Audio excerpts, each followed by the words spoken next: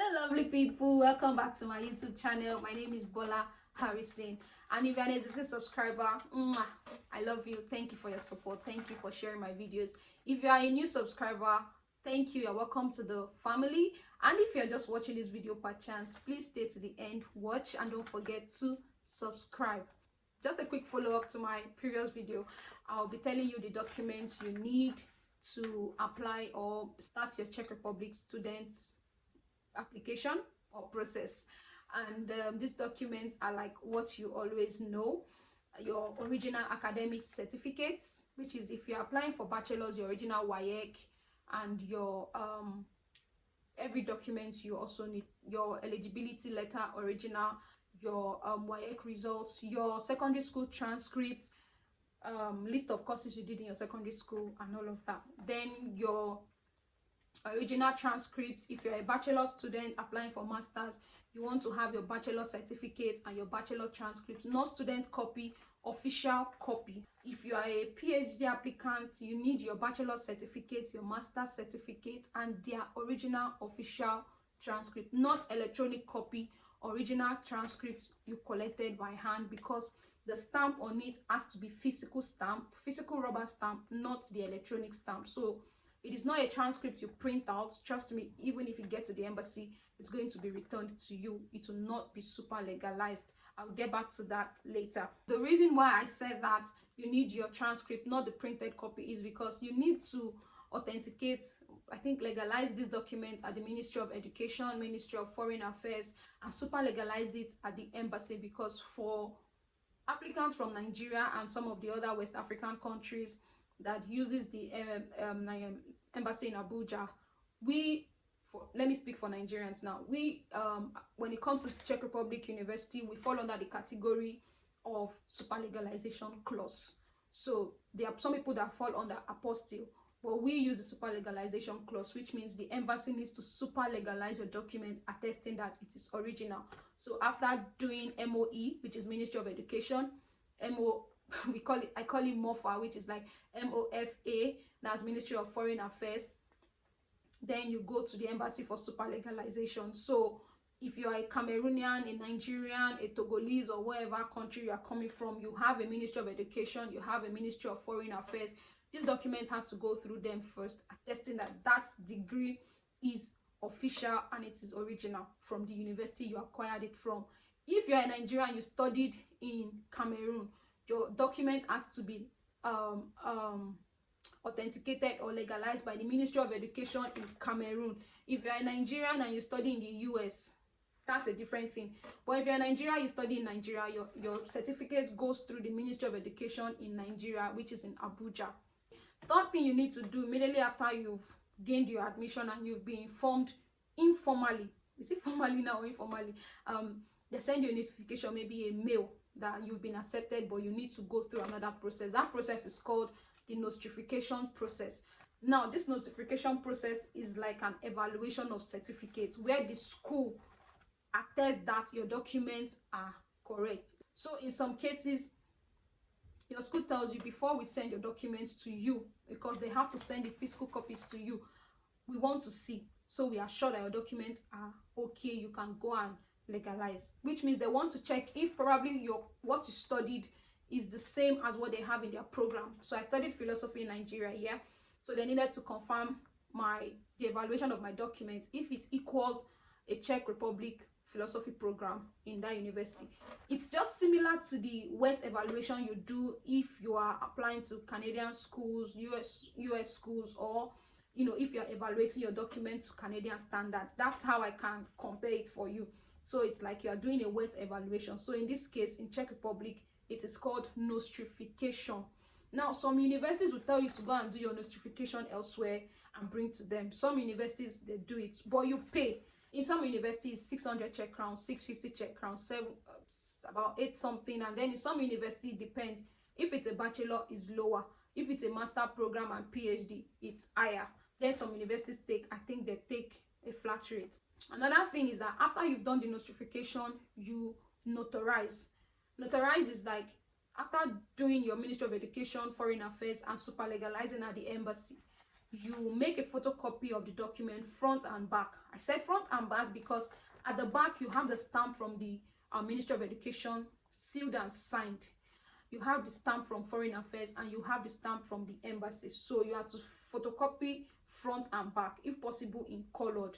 So when you make those photocopy from all your original certificates, you notarize it. It's not just a normal lawyer. There's some lawyers who don't do notary.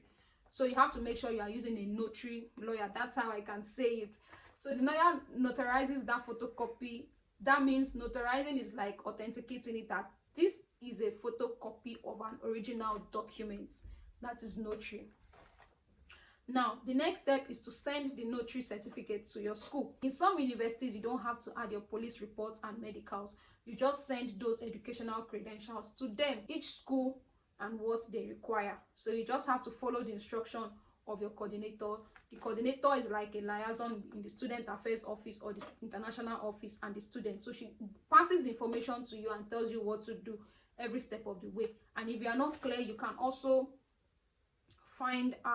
ask her questions or him or her questions and join online groups where I think that you get a lot of information from as well. Also, there are some universities that they do not require you to notarize and send to them. All they need you to do is you notarize it, you make photocopy, you notarize those photocopy, and you hold it. When you resume, eventually when you gain your visa and you come, they would request the copy, you give it to them.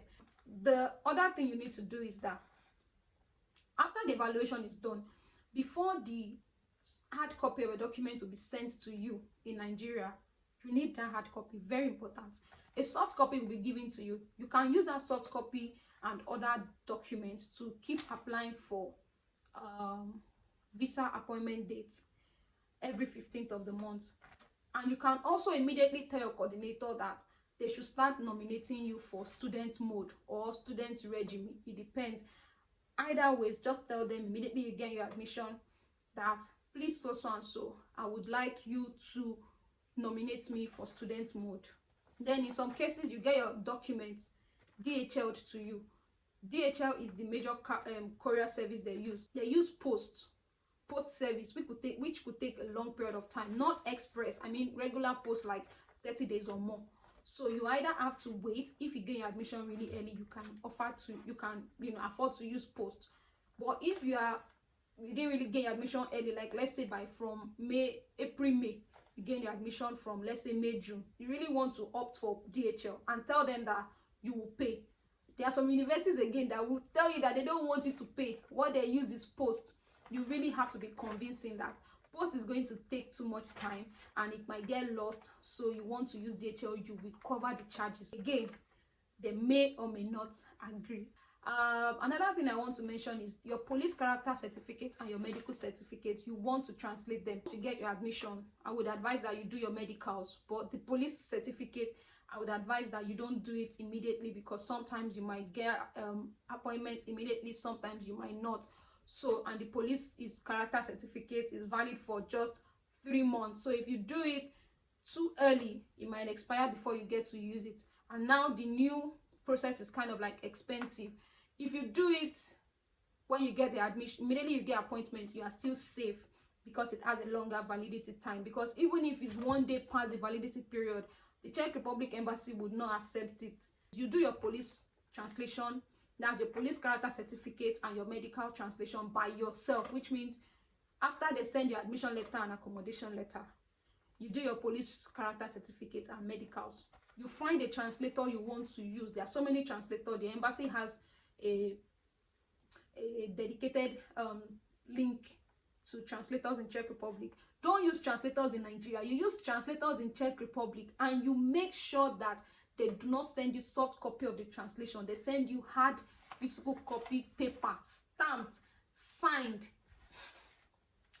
I'm emphasizing on the physical copy because everything you need has to be rubber stamped, physical, not printed copy, no electronic copy stamp. They would not accept it. On your visa interview day, if it took you 5 months to find an interview date and you go with any electronic stamp or signature, they will bounce you out. Yeah, banza out.